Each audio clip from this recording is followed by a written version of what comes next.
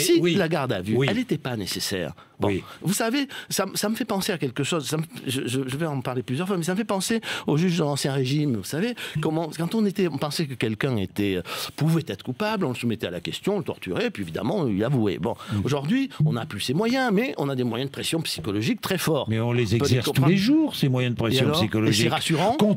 C'est rassurant. Mais je ne dis pas que c'est rassurant. C'est rassurant. Je ne dis pas. Alors, je peux comprendre une certaine. Je peux comprendre une certaine pression contre de grands criminels, des terroristes. On a besoin de savoir où ils ont posé leurs bombes. On n'est pas dans ce cas de figure. Mais vous savez comment ça s'appelle dans le jargon judiciaire, puisqu'il faut arrêter les faux semblants. Hein, il faut être un peu, faut être clair. Vous savez comment ils appellent ça? Attendrir la viande. Voilà, c'est magnifique. Donc on a attendri la viande de Nicolas Sarkozy. Voilà comment fonctionne. Non, mais on voit à travers. Oui, on a essayé. On a attendri la viande de Nicolas Sarkozy. Parce que le convoqué dans la nuit. 14 heures.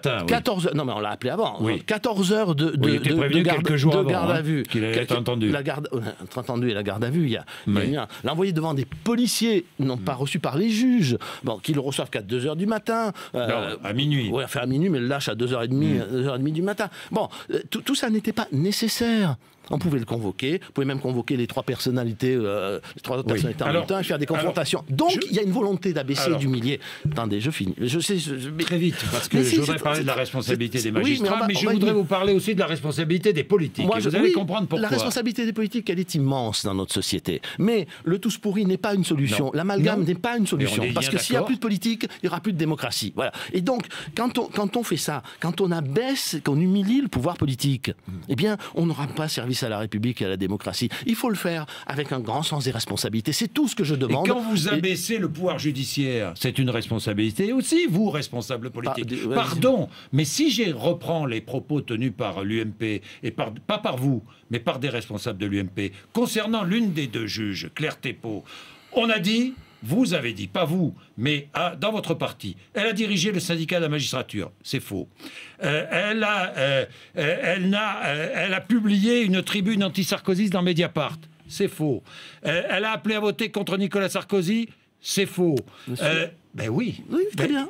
Moi, j'ai pas dit vrai, ça, mais ça, c'est la responsabilité des politiques que d'employer de faux arguments ou pas. C'est à vous à débusquer la vérité. Non, mais moi, Henri Guénaud, moi, je comprends que vous mettiez les juges devant leurs responsabilités. Mais mettez aussi les politiques devant leurs responsabilités. C'est pas pour ça que je dis qu'ils sont tous pourris. Monsieur Bourdin, je suis le premier à les mettre tout le temps en face de leurs responsabilités. Je prends les miennes. Simplement, ce qui est vrai dans cette affaire, c'est que Madame Thépaut est un membre connu du syndicat de la magistrature. Syndicat qui a appelé, et en quel terme, avec quelle violence, à faire battre Nicolas Sarkozy. Vous avez lu la lettre? Oui, je l'ai lu. Violence. Une grande violence.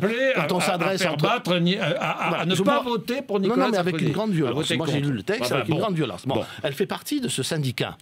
Je pourrais d'ailleurs dire la même chose à propos de l'Union syndicale des magistrats. Vous avez reçu M. Régnard, il est venu aussi sur ce plateau. Qui est le syndicat majoritaire et qui est ni de droite ni de gauche. Le problème aujourd'hui, je vous le répète, c'est pas seulement la droite et la gauche, c'est que le système judiciaire français est pourri. Alors, est-ce qu'il faut interdire le syndicalisme dans la magistrature?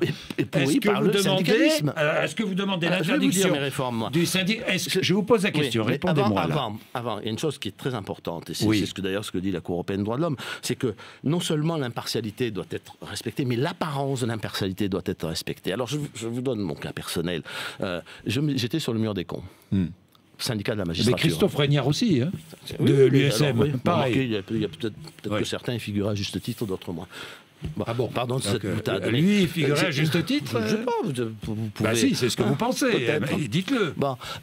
Mais c'est scandaleux. Ce sont des magistrats, parce que syndicalistes ou pas, ce sont des magistrats. S'ils arrêtent d'être syndicalistes, ils vont retourner juger pour les responsables. Et deuxièmement, l'Union syndicale des magistrats n'a rien trouvé de mieux, en la personne de M. Régnard, que d'envoyer une lettre de dénonciation au procureur de Paris pour m'accuser d'avoir outragé M. Gentil et d'avoir porté une discrédit sur un acte de justice quand j'avais critiqué la façon scandaleuse dont M. Gentil avait mené l'instruction de l'affaire Bettencourt. On a bien vu, il n'avait rien, il a dû se résoudre à un non-lieu. Mais comment voulez-vous que je puisse penser un instant que jugé par un membre de l'un ou l'autre de ces syndicats, Mais ils sont pratiquement tous syndiqués, il y en a beaucoup. Et alors, c'est un problème. Alors, justement, du moment où vous avez répondez à ma question. Est-ce que vous demandez l'interdiction du syndicalisme dans la magistrature ? Oui, je pense que le syndicalisme est devenu un des plus grands maux de la magistrature. Voilà. Bon. Je pense qu'aujourd'hui, une magistrature sereine, une magistrature qui fait son travail avec rigueur et avec le maximum d'objectivité possible, parce que sinon il ne peut plus y avoir de justice. Elle doit se débarrasser du militantisme syndical. Voilà.